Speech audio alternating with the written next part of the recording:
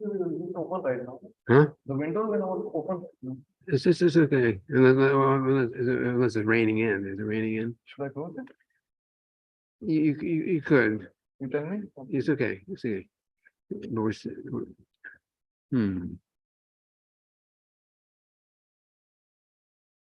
what happened here?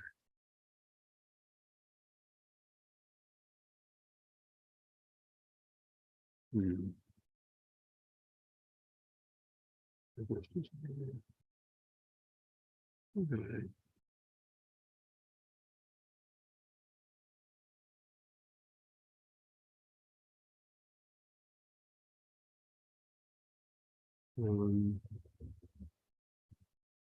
Share screen.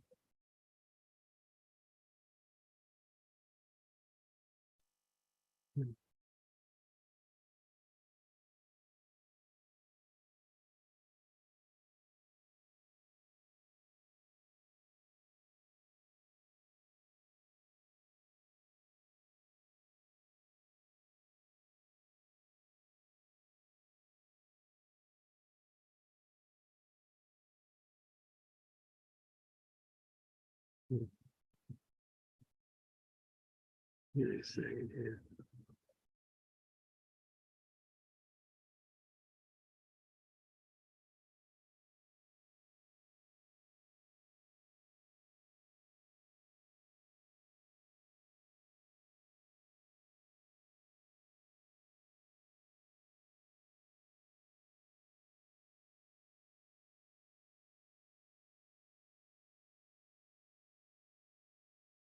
Okay.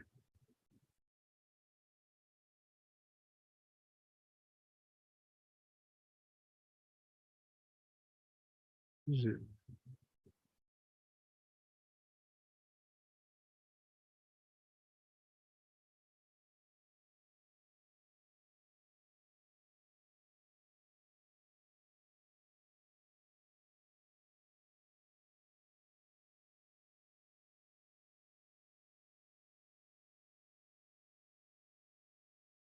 Um,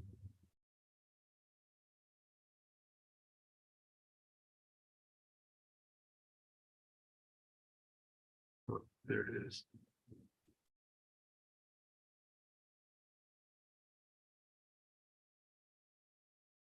Okay. I think we're ready here.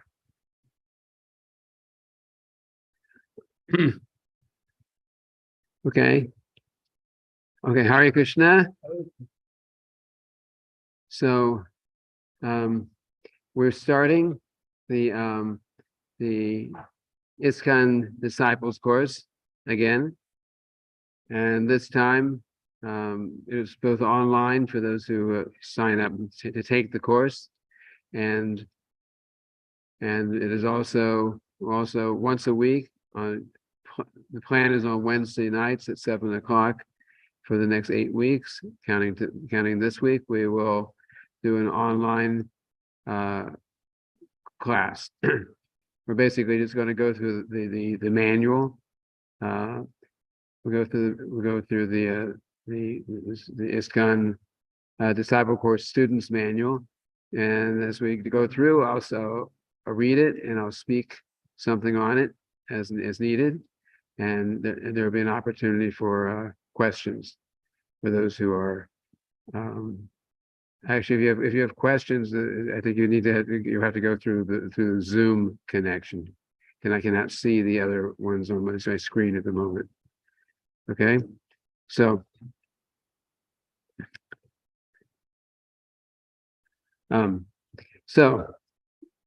the course starts off, Unit 1, Lesson 1. Welcome, an introduction. Guru Tattva Parampara, Srila Prabhupada, ISKCON founder Acharya, and ISKCON gurus. This is what we're starting with. Oh, and also actually, there's the course is done in 4 units, and each unit has has different lessons. So unit 2, when we get to it, it'll be lesson 5, Guru Padashraya, taking shelter of the lotus feet of the Guru. Lesson 6, how to select a Guru. Lesson 7, the importance and reason for initiation vows. Lesson 8, this is unit 3. It'll come in about a few weeks. Guru Puja means the worship of the spiritual master. Guru Seva means service to the spiritual master. Guru Vapu and Vanu Seva, which are 2 different kinds of service to the spiritual master. And Guru Chaga, which means in the unfortunate situation, sometimes it has happened that the spiritual master doesn't keep the standards of spiritual master and is actually rejected. It's not a pleasant topic, but it's something which is necessary for those who are on the path. And then unit 4 will be some guidelines as far as how to present one's guru to others. And also in lesson 13 about relationships within ISKCON between devotees. And lesson 14 is basically just a quick overview. Okay. And there will also be in the user manual, which if you're taking the course online, you'll have a user manual in digital format that you can refer to, but basically that's what we're going to go through right now.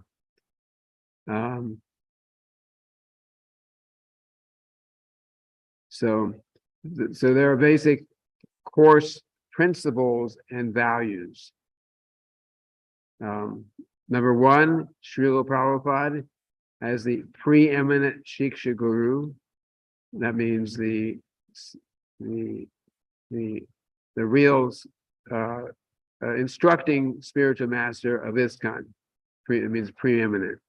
Allegiance to ISKCON and the Parampara. 3, respect for multiple authorities and senior Vaishnavas.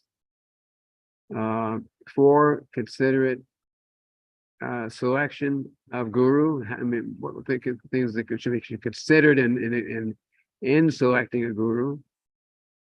5, faith in guru's instructions. 6, commitment to vows and Srila Prabhupada's mission. 7, exemplary sadhana, conduct and balanced lifestyle. 8, inquiry, humility, and service. And 9, favorable association, inclusivity and cooperation. And 10, cultivation and propagation of the holy name, which is really our mission. So there's many, you see that guru and disciple relationship is it's not just one does not, a disciple does not accept someone as guru as just a fashion. Oh yeah, I got my guru. Yeah, well, my guru does this, my guru does that. No, you accept, but there's a lot of philosophical and practical reasons why we accept guru, how we accept guru, how we deal with guru. And these are the kind of things that are being discussed in this course, little by little.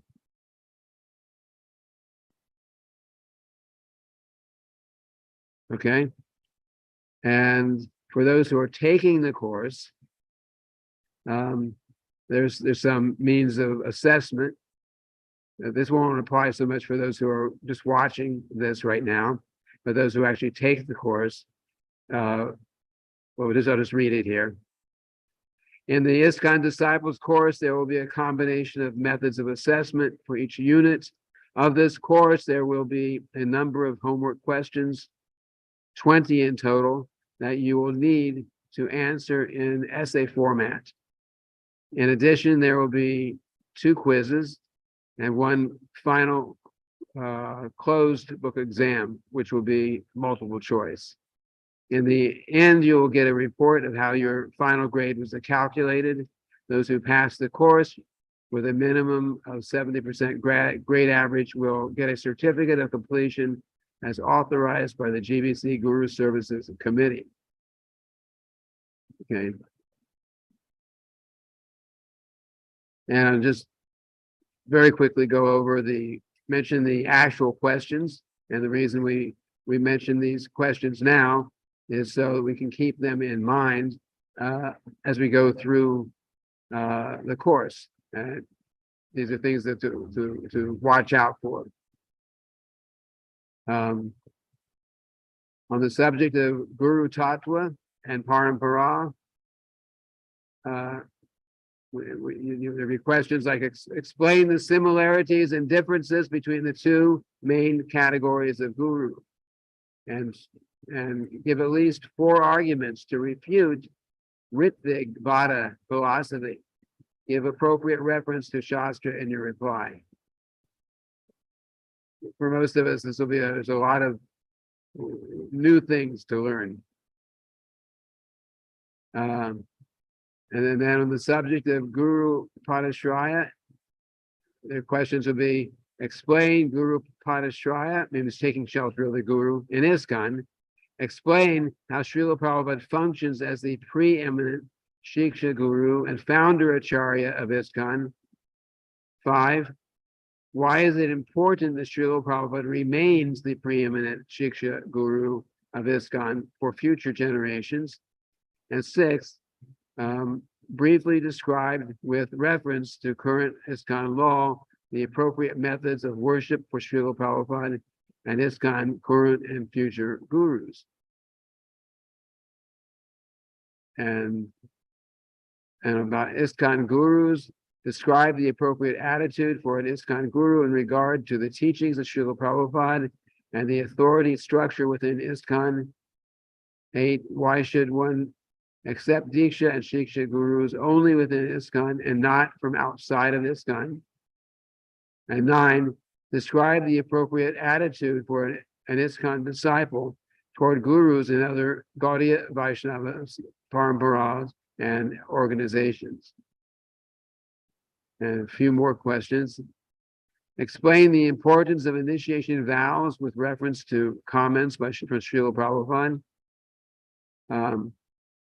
List some qualifications of guru that you consider important with reference to Shastra, and the mandatory qualifications of Diksha Guru in ISKCON.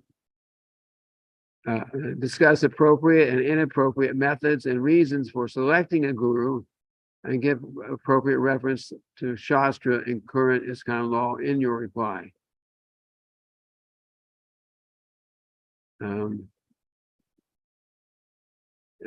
13, discuss with examples the relationship between Guru Seva and the service to the mission of ISKCON. What's the difference? What's the relationship between what we do for the Guru and what we do for ISKCON? Explain the importance of a balanced approach to these two. 14, what is Guru Vapu and Guru Vani Seva, and which is more important and why? We'll discuss that. Give at least 4 examples of appropriate and inappropriate subjects on which to seek advice from Guru. Give appropriate reference to Shastra in your reply. And 16, discuss how a disciple should behave towards one's gurus, god brothers and god sisters. Give appropriate reference to Shastra in your reply. 17, describe what you consider to be the appropriate attitude and behavior for an ISKCON disciple in regard to promoting one's guru in public and within the society of Vaishnavas. Give reference to relevant Shastra and current ISKCON laws in your response. Why is it important for ISKCON disciples to develop an appropriate attitude in this regard? Why is it important? 18, why is it important to publicly promote Srila Prabhupada as the founder, Acharya, and preeminent Shiksha Guru in ISKCON for the present and the future? And then 2 last questions.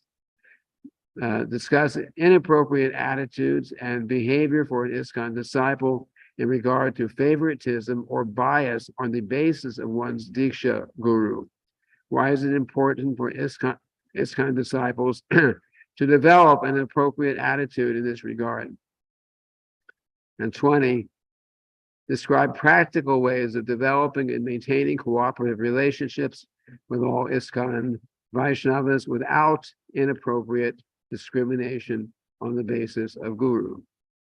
So you can see from these questions, which all the answers are here in what we'll discuss, there's a great deal of information and knowledge to gain related to the guru and disciple relationships, which is the whole point of this course.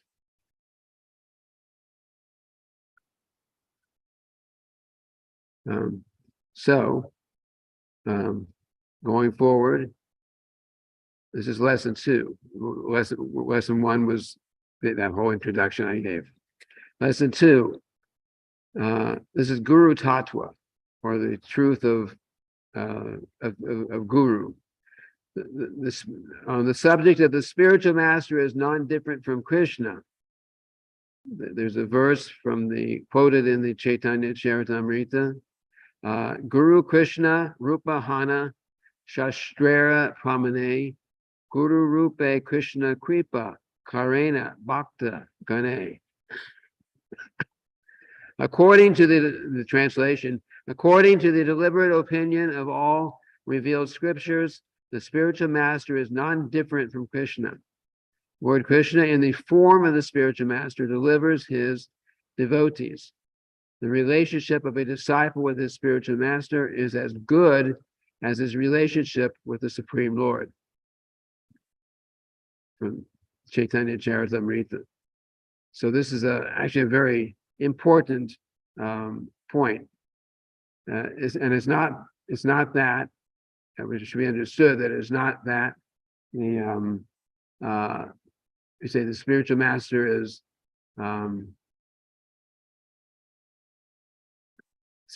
non-different from Krishna. So we think, what happens if someone becomes spiritual master, they become God? No. What happens is the spiritual master, because he's representing Krishna as in his words, he's speaking Krishna's words as they are, and he's also showing by practical example how to live according to those words. So what we call just like we say, the scriptures say, there's the book Srimad Bhagavatam, book Bhagavat, and there's also the person Bhagavat. So book Bhagavat is all about Krishna, and it's actually considered like a kind of like an incarnation of Krishna. It's the book Bhagavat, and the person Bhagavat is one who's dedicated their life, their whole existence to the living the purport, the teachings of the Srimad Bhagavatam. So spiritual master is very, very important in the relationship with the spiritual master is very, very important, because without that relationship,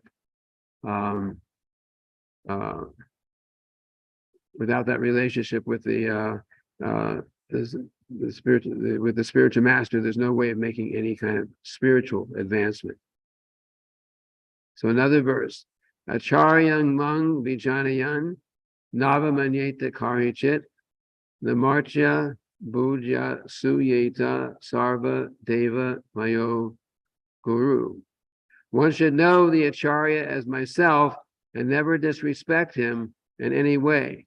One should not envy him, thinking him an ordinary man, for he is the representative of all the demigods.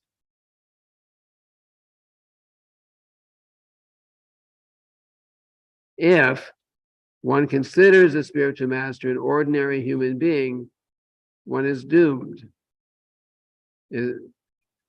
Srila Prabhupada says, this is from Srimad Bhagavatam purport, it is recommended that one honor the spiritual master as being on an equal status with the Supreme Personality of Godhead. Sakshat Daritve Nasamasta Shastre. This is enjoined in every scripture. Acharyang Mang Vijanayat. One should consider the Acharya to be as good as the Supreme Personality of Godhead. In spite of all these instructions, if one considers the spiritual master an ordinary human being, one is doomed. So, interesting point here that for the disciple, the spiritual master is the spiritual master. That relationship has to be there. And the disciple absolutely must respect the spiritual master show the same respect that he would show to Krishna, because the spiritual master is representing Krishna. We cannot become Krishna conscious without the spiritual master. But at the same time, the spiritual master may have other relationships with others. Sometimes spiritual master is he has a family. He may have a wife, may have children, may have relatives. May have godbrothers and like that. So it's not that the family is all seeing him as their guru in the same sense. The disciple has to see him like that. But that doesn't mean that everyone else necessarily has to see him like that. Okay. And then this next point, which is significant, especially for ISKCON, I'll read it and then I'll explain it. When he, spiritual master, does his business perfectly, he is perfect. So a postman may deliver us $100, but we do not consider that the postman is giving us $100. The money is sent by a friend, and it is simply the postman's business to hand it over as it is, without taking anything or adding anything to it. His perfection is that he delivers the $100 as it is sent by one's friend. That is his perfection. The postman may be imperfect in so many ways, but when he does his business perfectly, he is perfect. So this principle is very important, especially in ISKCON, because we have many devotees who are serving in the capacity of guru within ISKCON. It's necessary. You cannot. One has to accept a guru, and Srila Prabhupada, who of course is our founder Acharya, he's not physically present now. So he set up the system that his, senior more disciples can accept disciples themselves. So then, but it's not necessarily that everyone who is in ISKCON, that everyone who is accepting disciples is on the level of Srila Prabhupada. I don't know if anyone is. So this is the principle being described here. If someone is functioning as guru, they're following the instructions of the big Acharya, like Srila Prabhupada, and teaching the lessons that were taught by that Acharya, Srila Prabhupada. If we're acting properly, we're teaching properly, then the activity, the guru is in that sense is considered to be perfect in perfectly acting as guru, because he is following the instructions and he's teaching the same instructions. So that's important, because we may wonder, we may question, well, Srila Prabhupada, he gave us he taught everything perfectly. Srila Prabhupada we all accept as a liberated soul, eternally liberated soul. So we accept him like this. He was like that. There's no doubt. But even if, Srila Prabhupada explains that even if someone is not a completely self-realized soul, if they're functioning as guru, they're following the instructions, the principles of the guru, of the parampara, which means the line of spiritual masters who handed this down. They're following and they're teaching the same knowledge. Then the potency of for the spiritual master to teach and convince the disciple, that is there. That is there.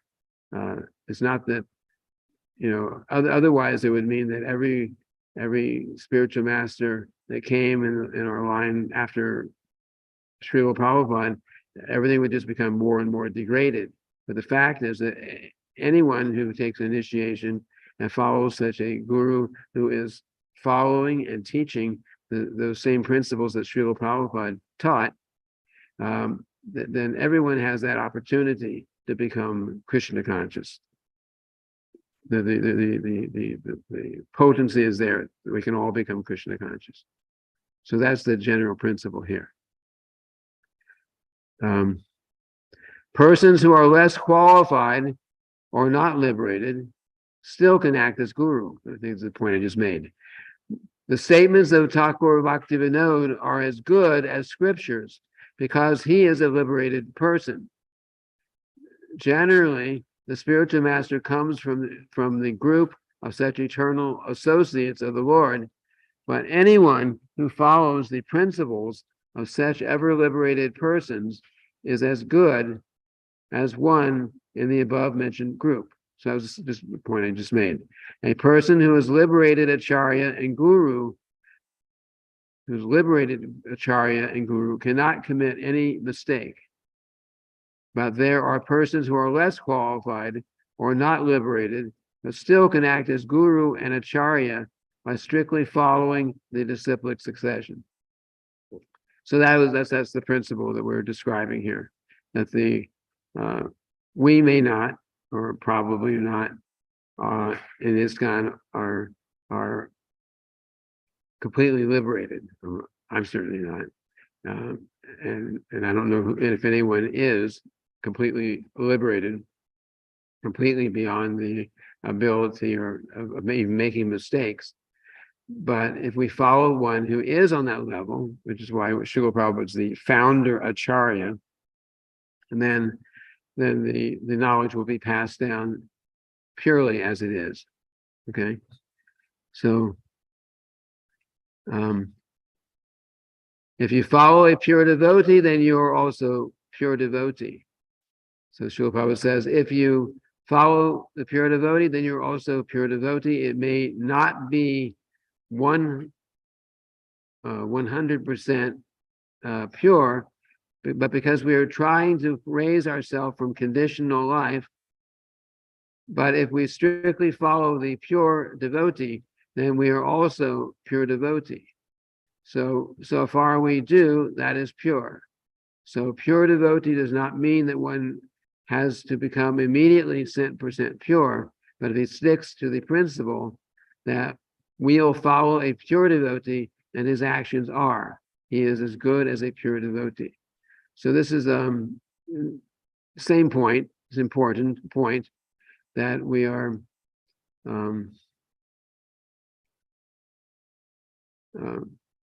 we may not be completely pure. I'd say chances are hardly anyone, if anyone at all, is in this movement is 100% pure. But if we're following the teachings of such a pure devotee, then Srila Prabhupada said, you're pure. Srila Prabhupada was asked once, he was asked by a news reporter, are any of your disciples pure devotees?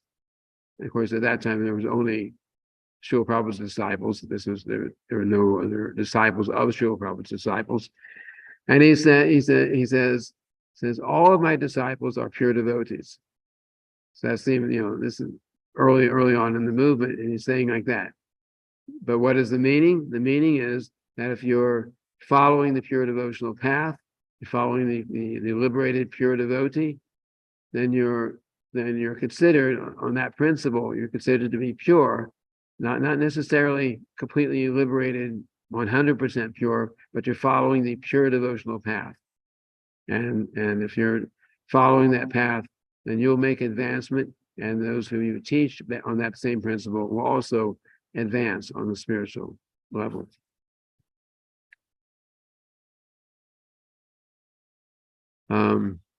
Another point, also under the heading of Guru Tattva, Acharya should be respected just like God.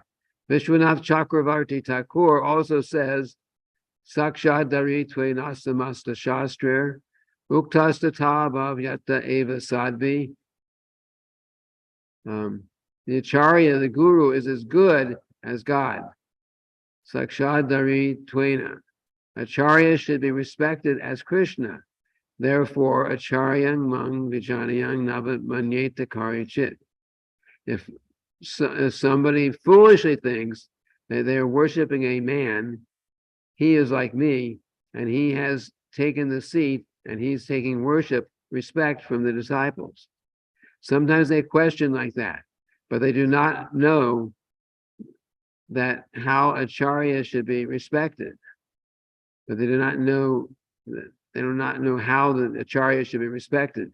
Acharya should be respected Sakshad Dari Twena, just like God. It is not exaggeration, it is according to Shastra. And Acharya also accepts all these respectful obeisances to carry to the Supreme Personality of Godhead. That's an important point there. So the spiritual master, he is to be respected as much as you would respect Krishna, for the reason I said. But all the respect that one is offering to the spiritual master, all the obeisances, all the bowing down, all the service to the spiritual master, all that is being offered to him, he, an actual spiritual master, he's not accepting that for himself. He's not thinking a pure spiritual master. He's not thinking, oh, they're worshiping me, and this worship is for me, they're saying I'm really great, and and therefore I'm very great. Of course, he is great, spiritual master, but he doesn't think like that. He's accepting the worship from the disciples to help us to become Krishna conscious. So he is, in his mind, he is accepting our worship and passing it on to Krishna. That's the relationship. We worship spiritual master, and spiritual master says, Krishna, I'm giving all this worship to you. That's not for me. I'm accepting it so that these disciples can become Krishna conscious. So he accepts in that way. If someone is acting in the position of guru and starts thinking, oh, they're glorifying me, therefore I am really great. I'm in the top of the world because everyone is understanding my real position. If he's thinking like that, then the tendency is he feels like that, he becomes overwhelmed with greed, lust, and so on, and he will not maintain that position. So the guru, a pure devotee like Srila Prabhupada, would never have that problem, but sometimes someone who's not so pure, but who's acting in that capacity does have that problem. So disciples should worship guru. Disciples should worship the guru, and the guru must in reality pass that, mentally he's passing that worship on to Krishna. That's the principle here.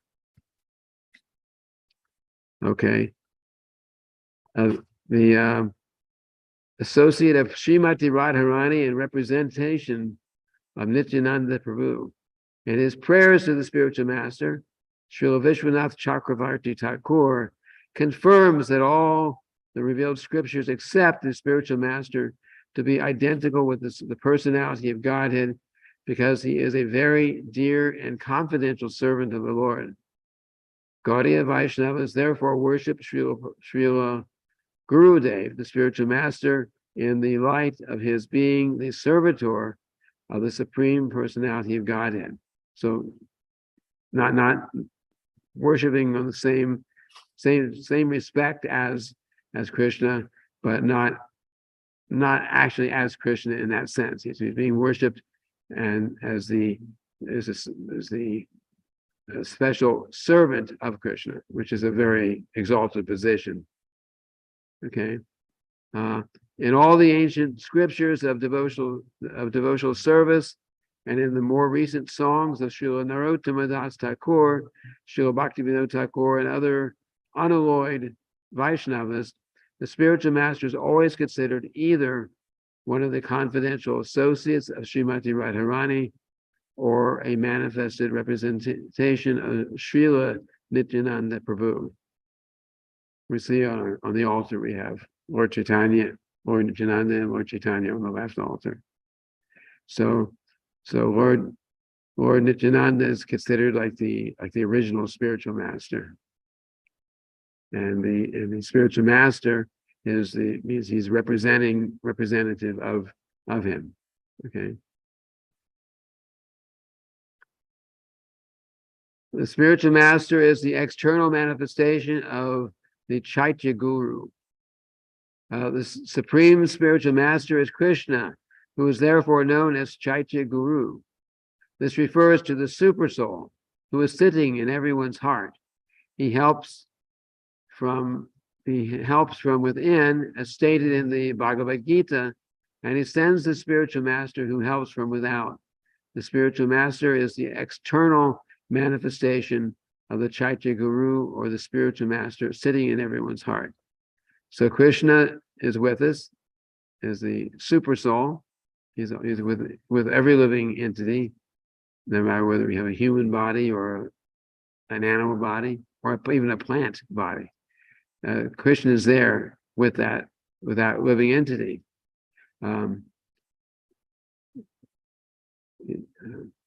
And he's there, and when Krishna, who is there in our heart, sees that we have some desire, we start developing some desire to have knowledge, spiritual knowledge, or to have contact with Guru, then he arranges that we come in contact with Guru, or come in contact with someone who can show us Guru, like that.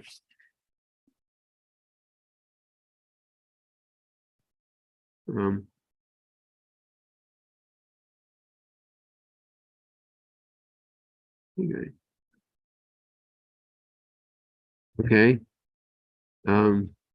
Lesson 2. We're going. This first day is we have actually a lot of material to cover. The others will be a little bit shorter. Diksha Guru, which we'll discuss if you're taking the course. It goes into it a lot more deep.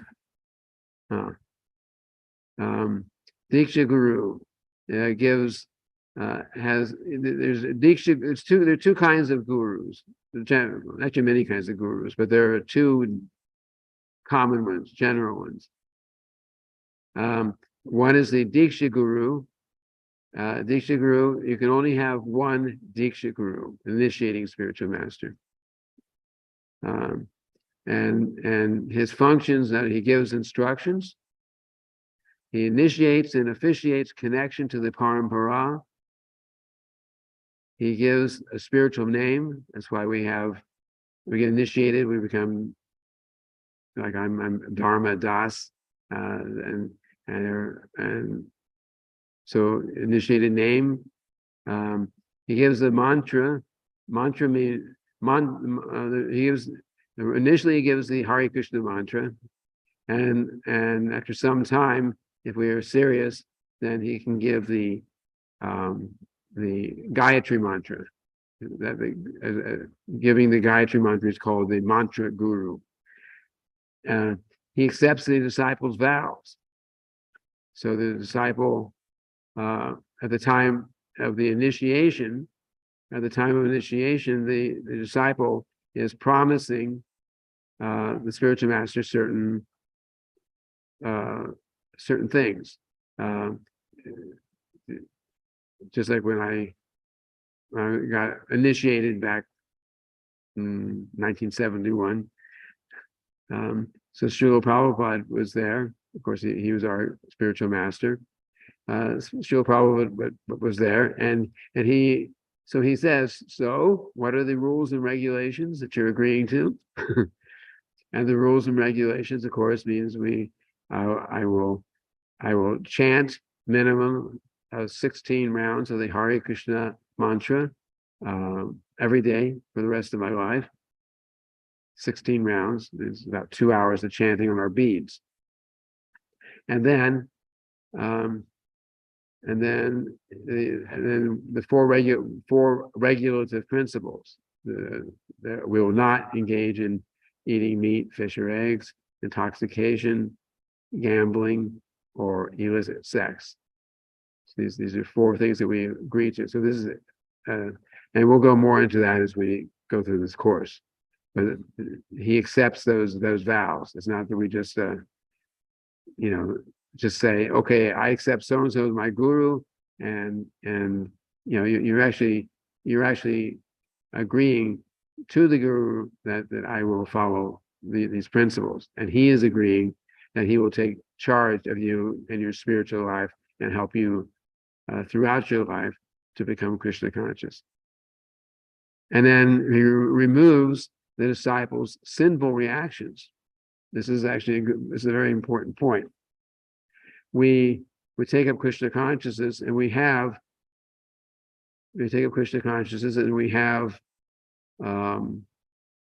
probably many lifetimes of karma stored up from our previous sinful activities.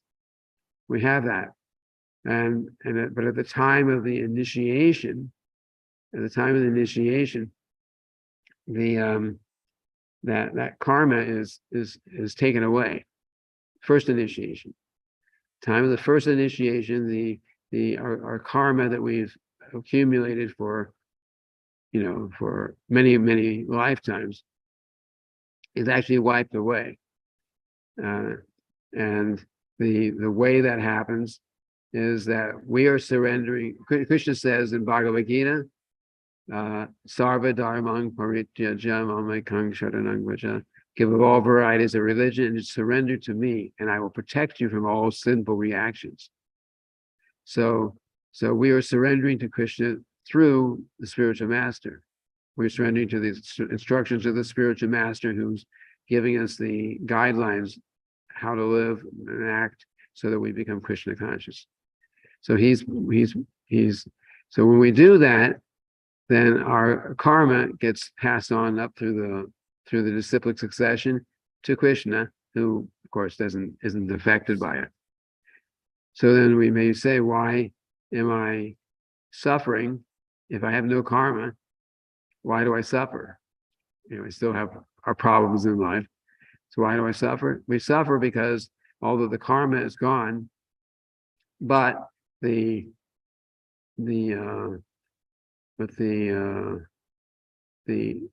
wrong mentality that causes us to get entangled in all that karma is not gone. So we have to go through so much purification to become free from that bad mentality that got us entangled in the material world in the first place.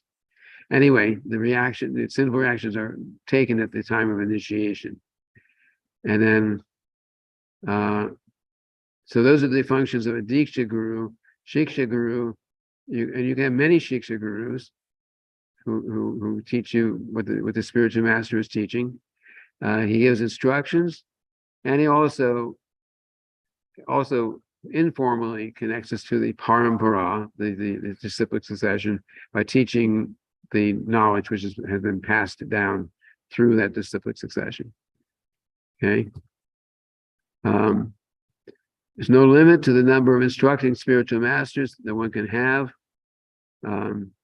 I first offer my respectful obeisances at the lotus feet of my initiating spiritual master and all my instructing spiritual masters.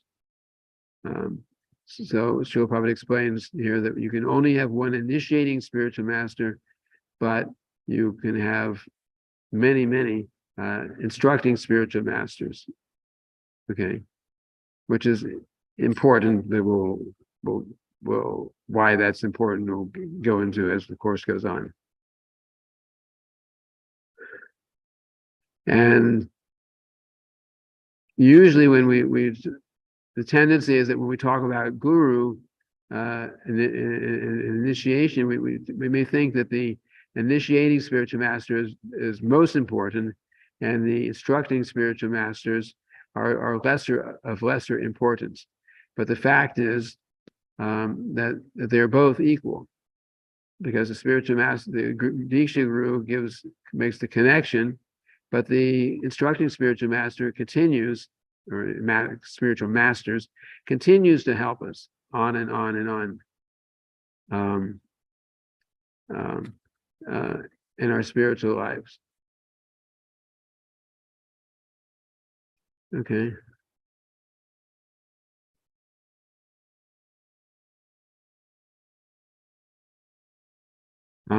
So going forward.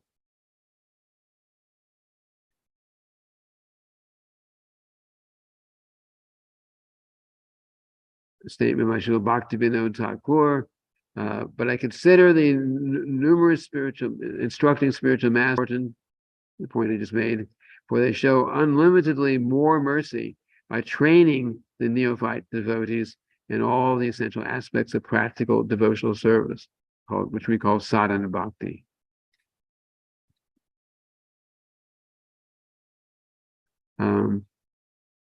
Diksha initiation.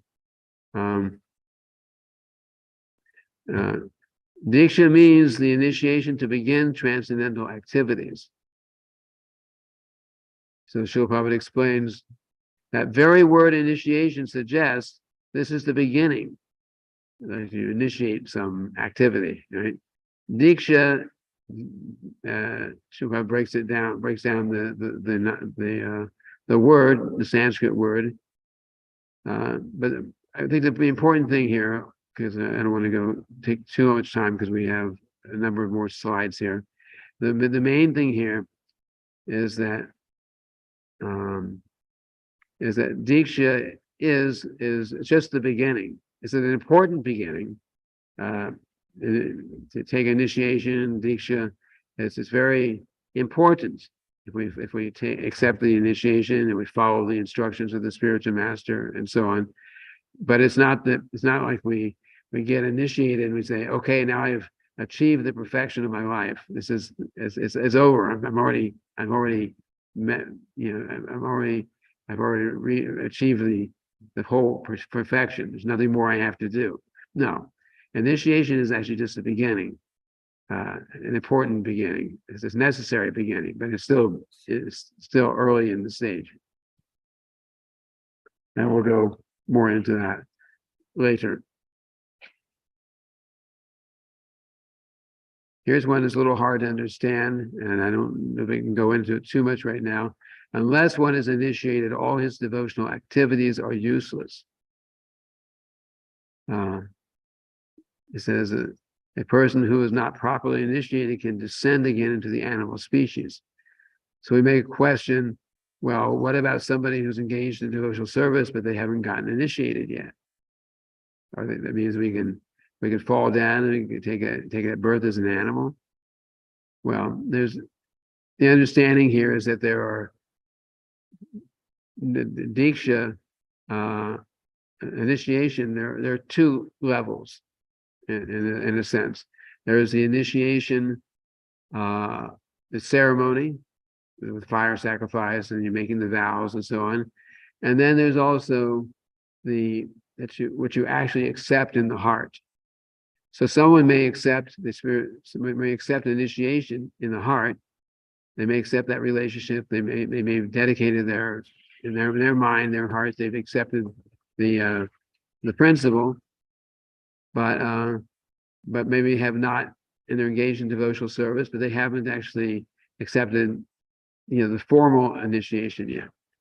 So that accepting the Lord and the initiation, the relationship between guru and disciple in the heart, that's it's actually most important, because because if we externally get initiated, we make our vows, and we make our vows, and we do the ceremony like that. You say, okay, I'm initiated, but if you don't actually accept it, then that it will not take you anywhere. Okay.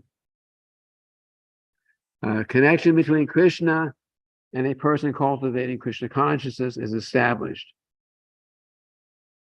The connection with the spiritual master is called initiation. From the date of initiation by the spiritual master, the connection between Krishna and a person cultivating Krishna consciousness is established. Without initiation by a bona fide spiritual master, the actual connection with Krishna consciousness is never performed.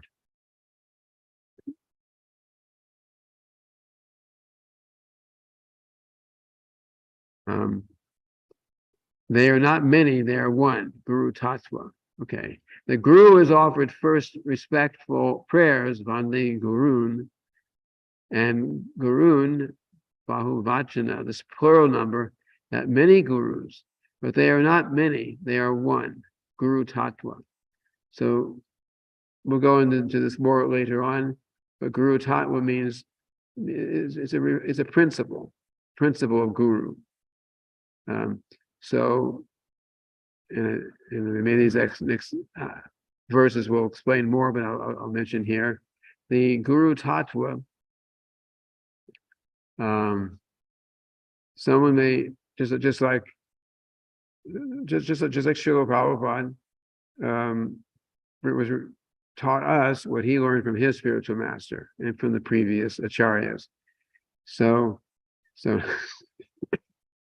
he heard or he read from proper source, and he explained, he taught the same principle. So we say Guru is one. So it's not that the physically, who we see as the person Guru is physically the previous Guru, and the one before that, and the one before that, or that the ones who follow Srila Prabhupada are physically, are physically, are the ones who follow Srila Prabhupada are actually physically, the same person as Srila Prabhupada. But the principle is that the knowledge which has been handed down, if we also hand that same knowledge down, and if we also show by example how to live according to that knowledge, then then Guru is one, because the Guru is the principle of Guru is one. The Guru now teaches the same principle by word and by example as the previous Guru, and the ones before that, and ones before that. And that way, the knowledge passes down, and the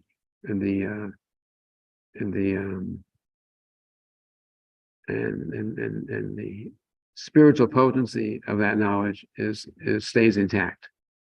This is the principle here. Two kinds of instructing spiritual masters.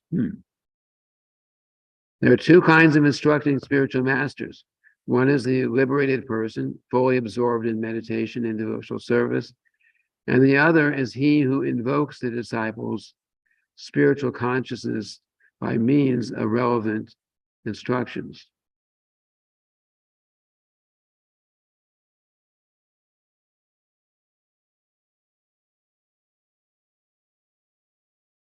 So again, we have someone like Srila Prabhupada, who is completely liberated, who has no material desire, no material contamination. And then there are those who, representing that such a spiritual master like Srila Prabhupada, will teach those same, give those same teachings to others to help their disciples to develop spiritual consciousness based on the relevant instructions. Diksha purifies one's previous sinful reactions. At the time of initiation, when a devotee fully surrenders unto the service of the Lord, Krishna accepts him to be as good as himself. When a devotee's body is thus transformed into spiritual existence, the devotee in that transcendental body renders service to the lotus feet of the Lord. So by following the process of Krishna consciousness, we become purified, and in our perfected, purified state, then of course we are, we eventually come to the point of pure love of Krishna, and in that pure love of Krishna that what we have come to, then we will serve Krishna in our eternal relationship with him. Okay.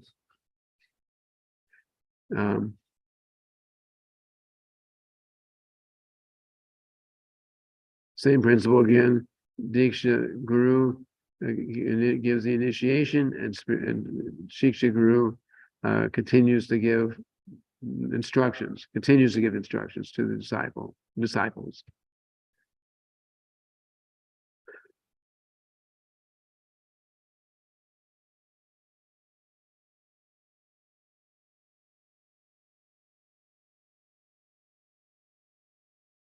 One does not have to undergo initiation or execute the activities required before initiation. One simply has to vibrate the holy names with his lips, thus even a man in the lowest class can be delivered. So we can start making spiritual advancement even before the initiation. It's not that we chant Hare Krishna, we do, clean the temple room, close the temple's windows.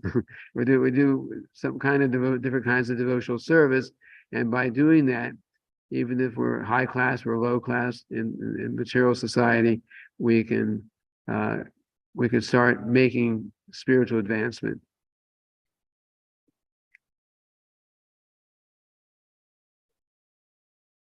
And here's the actual quote from what I mentioned earlier. The spiritual master accepts the sinful activities of his disciples from the first initiation. Srila Prabhupada was saying, I may give initiation very easily, but what can I do? I am prepared to go to hell for the service of the Lord. So because what happens is, spiritual master, he passes all this sinful activities goes on to Krishna, but it's because the spiritual master is taking responsibility. He's saying, you follow my instructions, which are Krishna's instructions. You follow my instructions. You chant your rounds. You follow the regular principles. You dedicate your life in Krishna service. You follow my instructions, and I'll take charge of you. But if he says like that, which is what is actually happening at the time of initiation, if he says like that, then the disciple is not serious, and the disciple gives up Krishna consciousness, goes out and starts having illicit sex or doing some breaking principles or some philosophical deviation like that. If they do that, then they get reaction because they've deviated from the path, and the spiritual master also gets something. So therefore, it's recommended that spiritual master should be very careful not to accept, ideally, should not accept any disciples who are not serious. But Srila Prabhupada is, he accepted many disciples, and many of those were not serious and gave up the Krishna consciousness. And then so Srila Prabhupada he would get sick sometimes. He had certain problems as a result of him getting some sinful reactions based on not on his activities, but from disciples who were not serious about spiritual life.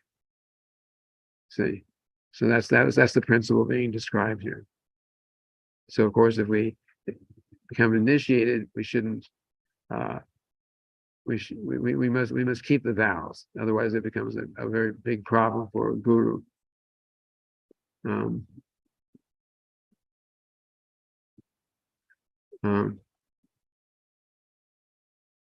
Eternal bond begins from the first day he hears.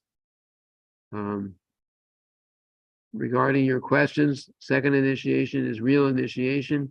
First initiation is the preliminary, just to make him prepared, just like primary and secondary education. The first initiation gives him chance to become purified, and when he gets actually purified, then he is recognized as a Brahmana, and that means real initiation. The eternal bond between disciple and spiritual master begins from the first day he hears. Just like my spiritual master. In 1922, he said, in our first meeting, "You're educated boys, why don't you preach this cult?" That was the beginning. Now it is coming to fact. Therefore, the relationship begins from that day. So the beginning is not really when we formally take the initiation. The beginning means when we hear. And in the true sense, hearing doesn't just mean, going into the ear. Hearing means you've heard it and you are acting on it. So Srila Prabhupada, from the first meeting with his spiritual master, Srila Prabhupada did not get formal initiation it was 11 years later. 11 years after he first met his spiritual master. But from the first day, he accepted what his spiritual master said, and he started thinking how to follow. His spiritual master, Sri Bhaktisiddhanta, said that why don't you're intelligent boys, he was a young man at that time, you're intelligent, so why don't you preach Krishna consciousness? And Srila Prabhupada knew some English, so he said, why don't you preach to the English-speaking people? See, so that was then. So Srila Prabhupada, he immediately accepted that. He didn't get the formal initiation until much later, but the connection, which is what we're referring to here, was already there from the first day that he heard. And hearing means that you're hearing it and you're acting, and you're acting on what you've heard. Parampara system. I think we already touched this.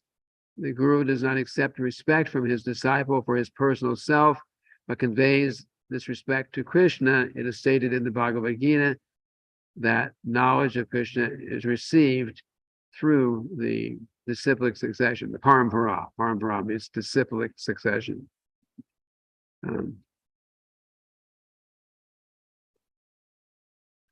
I may not read all of each one of these because, like I said, we have a lot of slides. We've got another about 10 more to go. I don't want to go too late here. One should approach the current link. Okay, this is important. The message of Srimad Bhagavatam is coming down by disciplic succession, and in order to receive the real message of Srimad Bhagavatam, one should approach the current link or spiritual master in the chain of disciplic succession. This will definitely come up later. Spiritual master, the current link means someone who is spiritual master who is currently living and functioning in that way. So that's important. This will get into the whole topic of what was called earlier Ritvik Vada, where there's this idea that some have. It's not a Vedic idea, but it's a misunderstanding of it. Someone may say that, for example, the Srila Prabhupada, who passed away from this world physically in 1977, they may say, "Oh, Srila Prabhupada was a perfect spiritual master. I'm just coming now. I don't like anyone who's presently here accepting disciples, so therefore I will accept Srila Prabhupada as my spiritual master." But you can't do that. Srila Prabhupada is very clear here.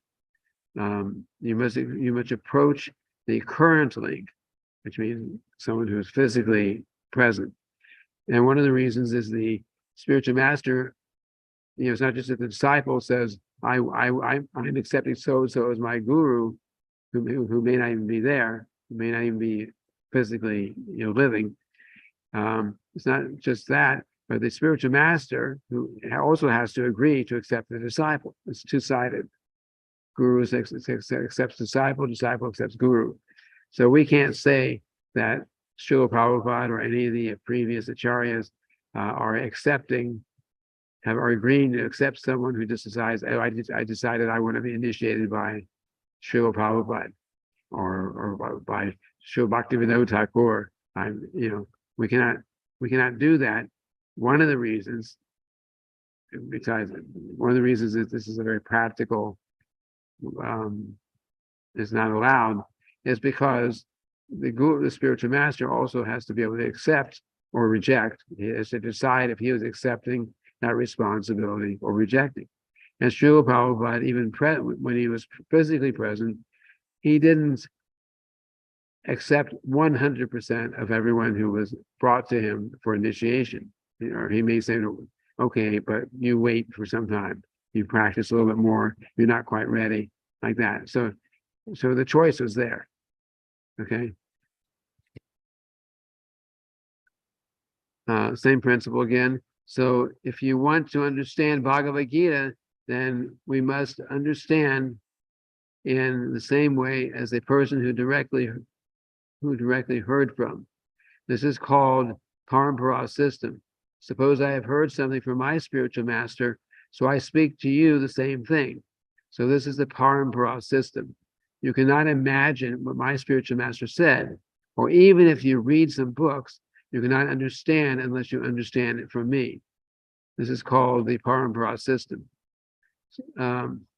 You cannot jump over the superior guru, neglecting the next acharya, immediate next acharya. So Srila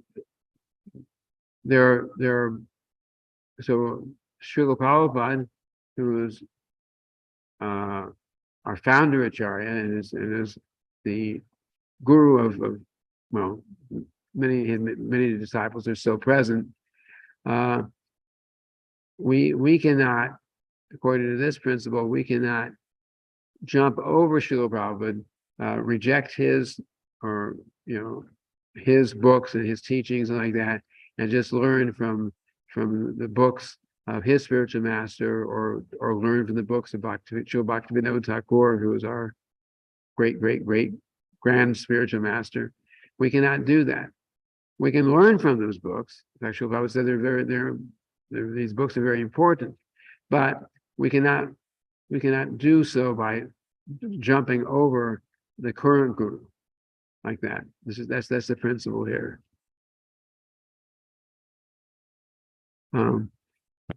Don't try to approach Krishna directly. Jump over. That is useless. First of all, your spiritual master, then his spiritual master, then his spiritual master, his spiritual master, his spiritual master, ultimately Krishna. This is the process. Don't try to approach Krishna directly. Jump over. That is useless. As you receive knowledge through the steps, Parampara system, similarly, we should approach Krishna through these steps. So we cannot go to serve Krishna directly. Not until we become 100% pure. But we can offer service to Krishna through this spiritual master who is going through the disciplic succession, and we can get knowledge from Krishna. All the knowledge ultimately comes from Krishna through that disciplic succession. But we cannot directly approach Krishna without the guru and the parampara, a line of gurus. And again, one must accept a Vaishnava guru, not simply by reading books. So one should not be very proud and think that one can understand the transcendental loving service of the Lord simply by reading books. One must accept a guru. And then by questions and answers, one should gradually learn what pure devotional service to Krishna is. This is called the parampara system. So again, we it's just, Srila Prabhupada gives the example, maybe it'll come up here in another quote. You want to become a doctor, for example. No one becomes a doctor just by reading medical books. No one becomes a doctor by reading medical books. You have to read the medical books, but you need a doctor, or maybe many doctors, who know the science of medicine to teach you.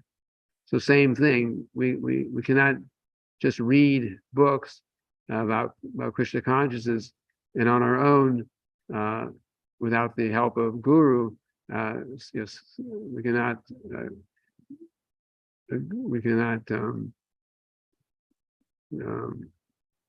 get the perfection by reading books. We have to actually accept guru.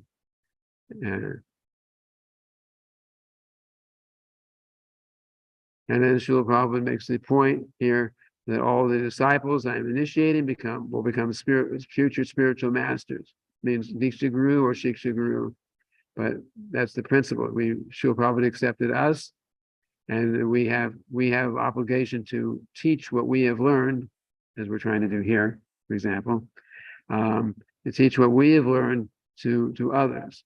And then those who learn from us and become fixed in the philosophy and the practices need to teach it to others. And in that way, this knowledge is handed down. Srila Prabhupada made it clear he wanted his disciples to become bona fide spiritual masters. There's argument that, how can you become guru? Only Srila Prabhupada's guru, and everyone should accept initiation for Srila Prabhupada. But that wasn't what Srila Prabhupada said. I want to see my disciples become bona fide spiritual masters and spread Krishna consciousness very widely. That will make me and Krishna very happy. Keep trained up very rigidly, and then you are a bona fide guru, and you can accept disciples on the same principle. But as a matter of etiquette, it is the custom that during the lifetime of your spiritual master, you bring the prospective disciples to him, and in his absence or disappearance, you can accept disciples without any limitation. This is the law of disciplic succession. So that's the principle. When Srila Prabhupada was physically present, everyone would send, they wanted to be initiated, they would send the recommendation to Srila Prabhupada. But then later on, when Srila Prabhupada was not physically present in this world, then the new gurus were accepting disciples, and then those disciples became their disciples to initiate and to train up and guide in spiritual life. But while the previous acharya, like Srila Prabhupada, when he's physically still here, then any new people interested in Krishna consciousness were sent to him. Okay?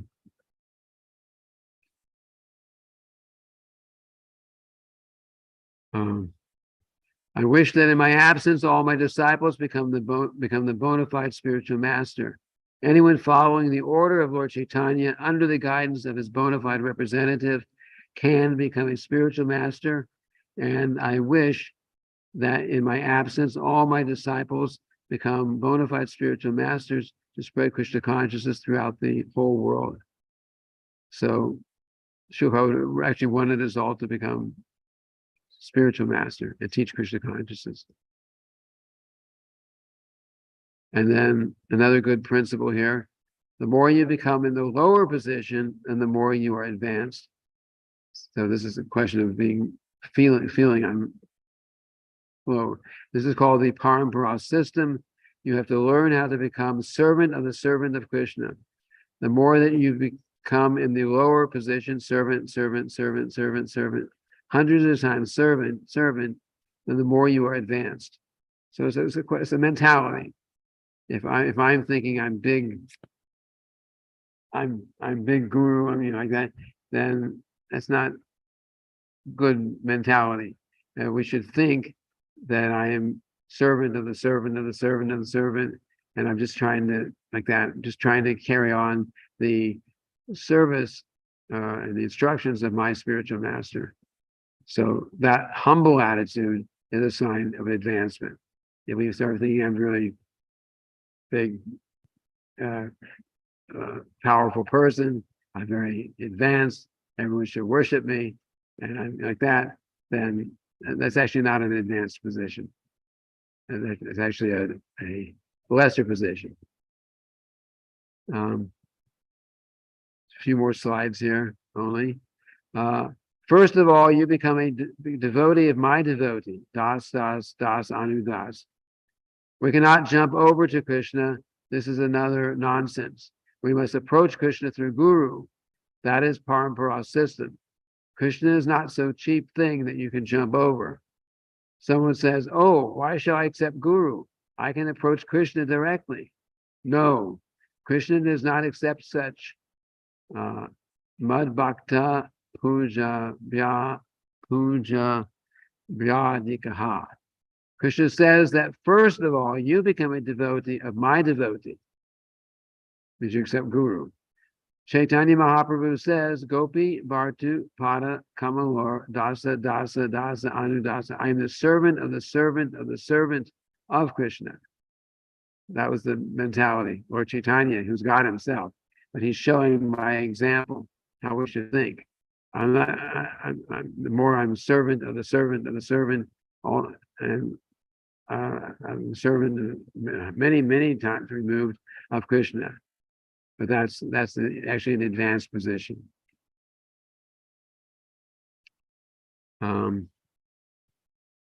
Okay, a bona fide spiritual master directly points out the foolishness of a disciple. Yes, it's not the business of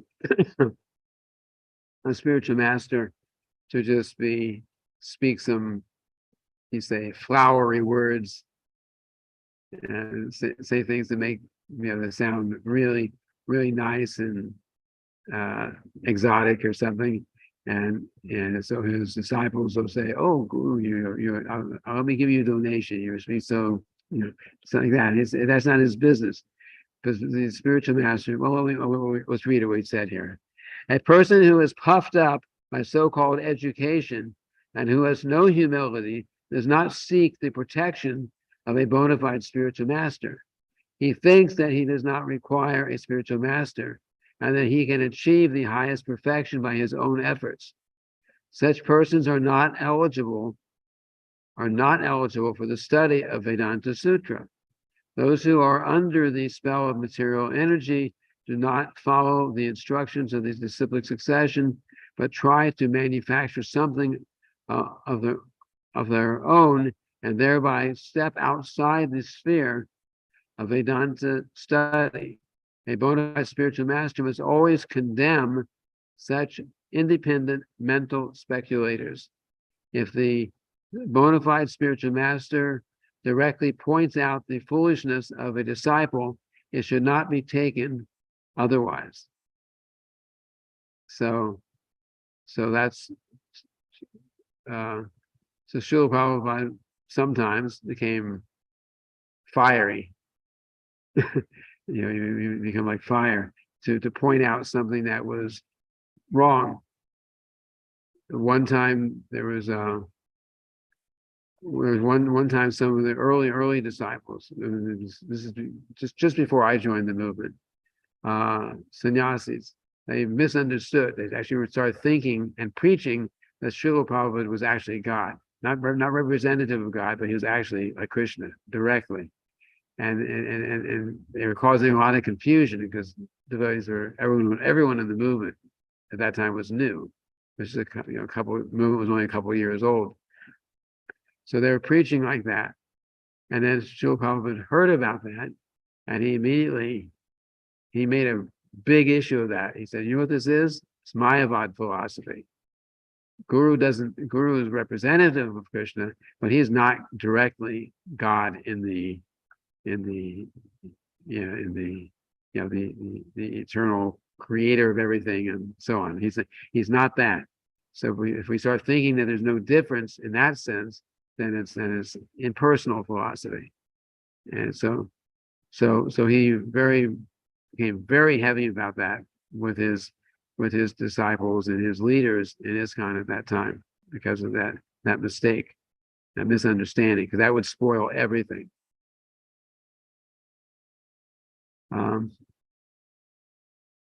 Okay. Thakur Bhaktivinoda was not official spiritual master of Gaura-Kishora Babaji Maharaj. Bhaktivinoda Thakur was not the official spiritual master of Gaura-Kishora Babaji Maharaj. Gaura-Kishora Babaji Maharaj was already in a renounced order, Paramahamsa. But Thakur Bhaktivinoda, while he was even playing the part of a householder, was treated by Gaura-Kishora Babaji Maharaj as preceptor on account of his highly elevated spiritual understanding. And thus he was always treating him as his spiritual master. The spiritual master is divided into two parts, namely Shiksha Guru and Diksha Guru. So officially, Bhaktivinoda Thakur was like Shiksha Guru of Gaura-Kishora Babaji. So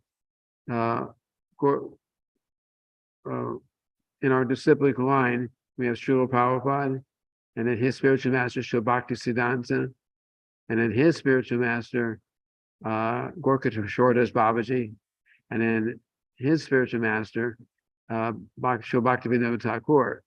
But the point here is that Srila Bhaktivinoda Thakur was not the initiating guru of Gaura-Kishora Babaji. He was more like an instructing guru. So and many times that's how it is. The relationships between one guru and another, or one guru and disciple, is not always only Diksha Guru. Sometimes it's more Shiksha Guru, giving proper instructions. So both are very important. Anyway, we'll go more into that as the course goes on. This is just the first day. Disciplic succession does not mean one has to be directly a disciple. It's the same principle. Another point is that the disciplic succession does not mean that one has to be directly a disciple, who's the initiating guru of a particular person. The conclusions which we have tried to explain in our Bhagavad Gita as it is Srila Prabhupada writing, is the same as those conclusions of Arjuna. Another example is that a tree has many branches, and you will find one leaf here and another leaf there. But if you take this leaf and the other leaf and you press them both, put them both together, you'll see that the taste is the same. The taste is the conclusion. And from the taste, you can understand that both leaves are from the same tree. So, same principle. This knowledge is passed down through the disciplic succession, but the principle that was taught, by Bhaktivinoda Thakur, was also taught by Bhaktisiddhanta, also taught by Srila Prabhupada, and is also being taught by those who follow Srila Prabhupada. Okay. Guru is one. The Guru is one because he comes in disciplic succession. What Vyasadeva and Krishna taught 5,000 years ago is also being taught now. There is no difference between the two instructions. Although hundreds and thousands of acharyas have come and gone, the message is one.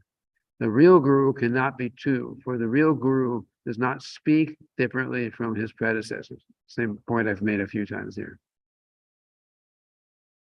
the posthumous Ritvic theory is a fallacious theory by which a spiritual master allegedly acts as Diksha Guru after his departure through the agency of Ritviks or officiating priests.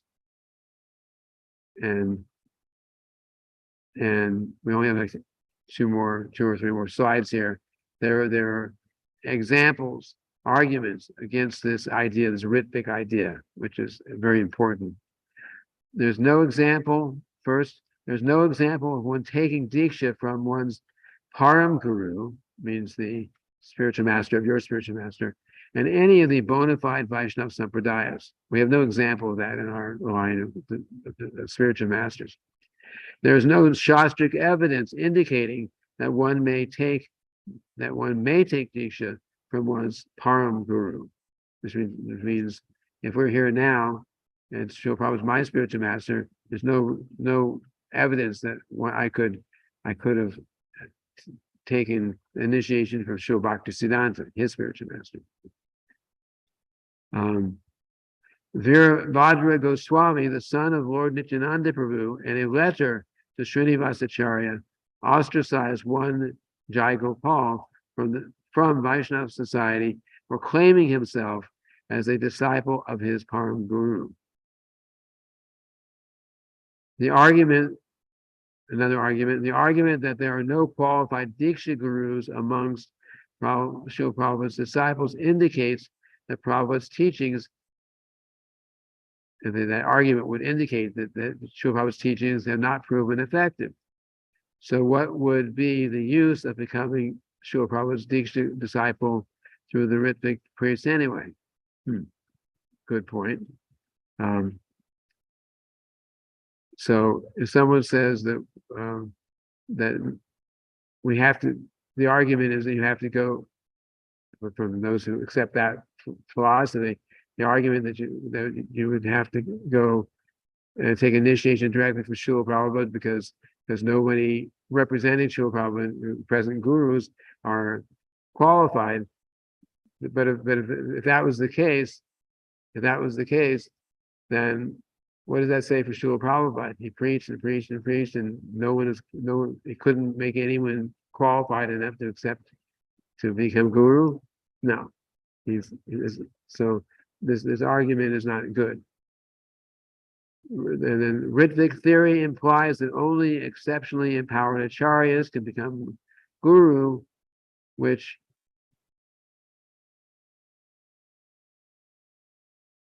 I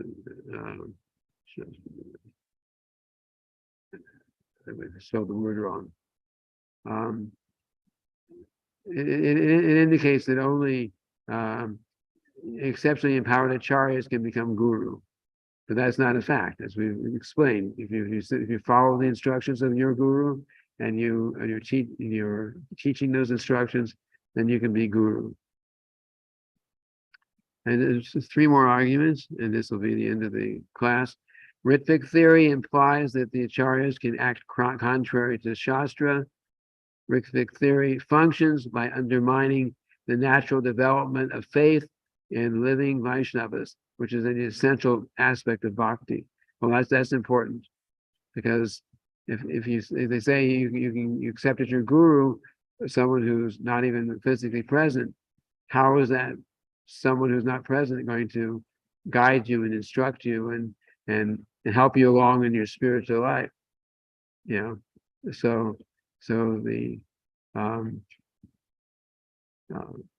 So that relationship that one has with guru, who shiksha or diksha gurus who are physically present, that relationship is important. That guidance along the path is very important for the disciple. For the Ritvik theory, it indicates that it's not even important, but it is important. And then a Ritvik guru gives advice. However, he does not formally accept responsibility of delivering the disciple as a bona fide Diksha guru does. So Ritvik guru may say, here's what you should do, but if you don't do it, It's not that he's is taking that responsibility that that just as we talked about at the beginning of the class, the spiritual master connects us to Krishna, and if the disciple is making promises, vows that he will act in a certain way, chant my rounds, or follow the principles, he makes that agreement is there. But if he deviates, the spiritual master has to try his best to keep guiding the disciple.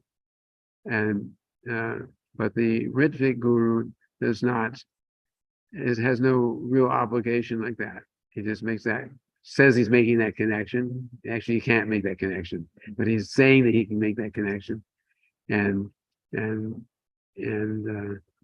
but he does not actually take that formal responsibility of the that the Diksha guru is accepting by initiating the disciple. And that is the last slide. Class is a little bit longer tonight than usual. This first one there's a lot in it. Any questions?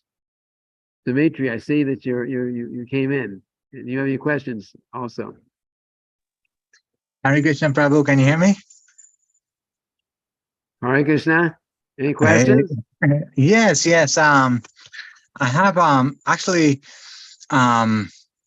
sorry if this is inappropriate, but just some things you might want to be aware of. When I was trying to find the start time for the live stream, it was it wasn't anywhere in the temple newsletter. So I didn't know when it was starting. So it's just something maybe to address. I don't know if it was 8 or 9. I just wanted to check the Zoom. It said it started today, but there was no start time. So it's something you might want to be aware of. I when I got it out of the temple newsletter, there were links to the 4 social media sites and to Zoom. Yes, they had the links, and I used the link, but it didn't tell us when the stream would start, when the class would start, like Really? what time exactly. Yeah, I read the letter twice, and I just clicked on the link and just see if it was working. Yeah. Oh, I didn't know. Okay, thank you for letting me know. We'll have to fix that for the next week. Yes, yes. The plan is at 7 o'clock. Okay, good to know. And that's why I came in at 7:30, because I was just like, well, let me just see if it works, But yeah, your website too, I tried to log on, and there is some it's like, it's not how it was before. The layout of the website is like, it's kind of wacky. I'm not sure if it's just me, but I tried logging on twice, and it's just a different format, or the website is now insecure. I don't know if something happened. You're talking about the school website? Yeah, the school website. I go in there all the time. I didn't see any difference. Yeah, it's no longer there's no longer a security certificate on the website, and now it's I don't know if it expired or something, but it's very difficult to navigate. I was trying to pull up the course materials, and I couldn't get to it, because it was just it looks like a website from 1999. So it could just be me, but just someone I wanted to bring to your attention. Maybe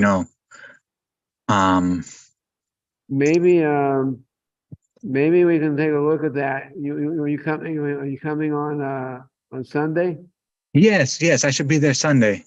I mean, I could take a look at that together. Yeah. With the problem you're having. Yeah, and we'll just see if it's just me, or if it's something else maybe that needs to be addressed. Because I log in every day, and I'm not finding any problem. So I'd like to see what you're actually getting.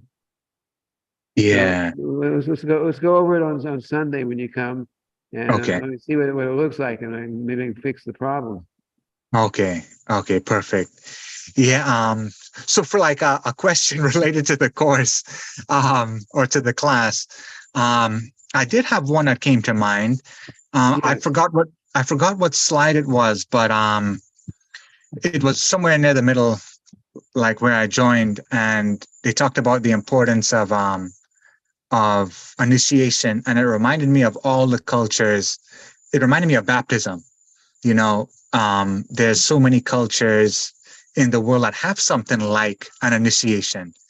You know, um, and what came to mind, the question that came to mind was the fact that I was initiated by Narayan Maharaj, right? Many, many years ago. So I wanted to get your take or your thoughts on if that's a good thing, if that's a bad thing. Should I get a ISKCON guru? Um, should I not do that? And why? That's my question. I think I mean, your association here is with an ISKCON temple. Hmm. I think you be better off to have ISKCON guru. Hmm. But I mean, philosophically, is there a difference philosophically, between somebody like Narayan Maharaj and an ISKCON guru? Um, there may be some slight differences in the presentation. There in the spiritual life, um, there's what do you call it? General principles, and there's details. So the Hmm. general principles have to stay the same, but there might be some details that are different. The Srila Prabhupada made a point to that those if we say we're taking instructions from two different sources, and one is not in the same, you know, exactly the same line as as in this case, then it could become very confusing. So it's best, and that's one of the principles that will come across in this course. If you're in ISKCON, then take your instructions and your guidance from within ISKCON, Hmm. um, uh, because and if you're as far as getting, like I said, you were with a different group before, Hmm.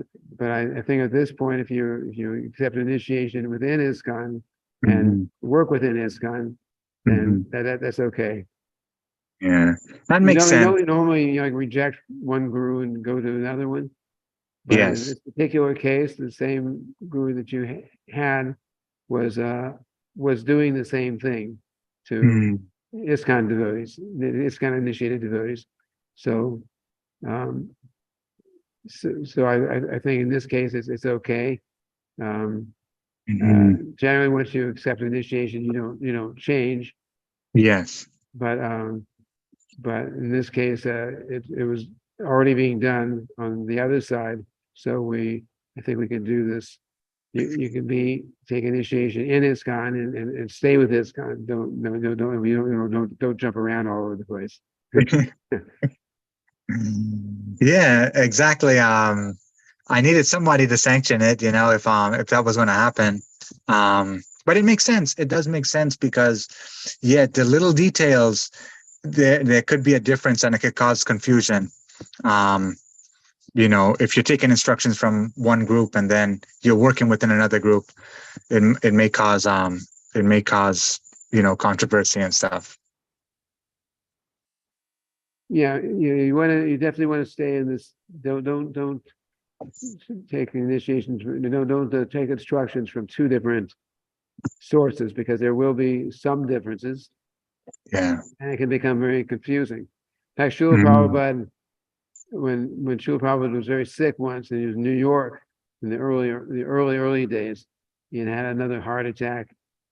Is at the New York Temple, the early New York Temple, and he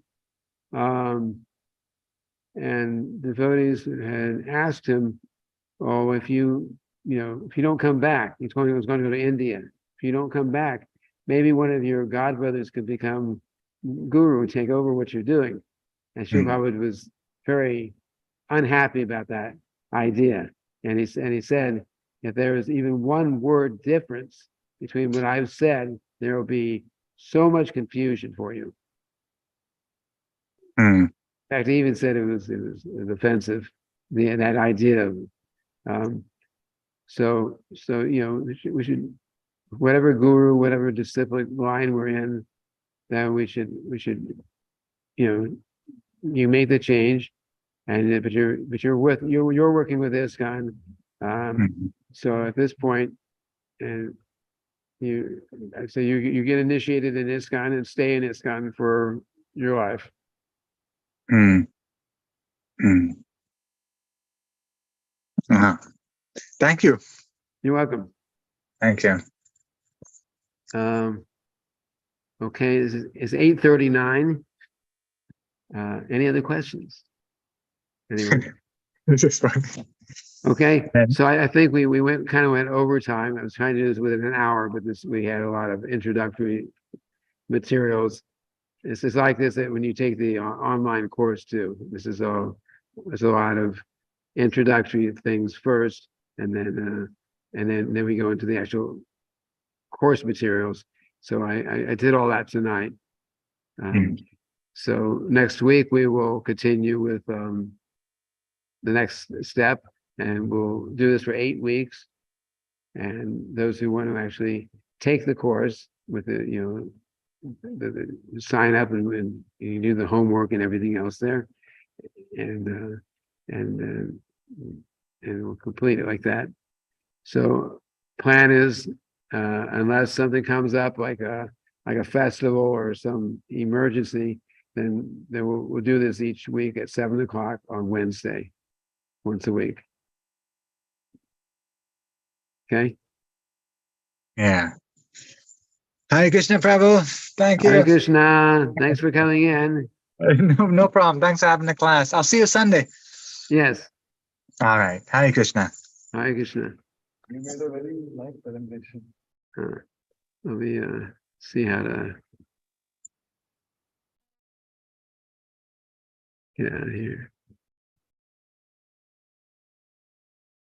Screen sharing has stopped. Let me turn.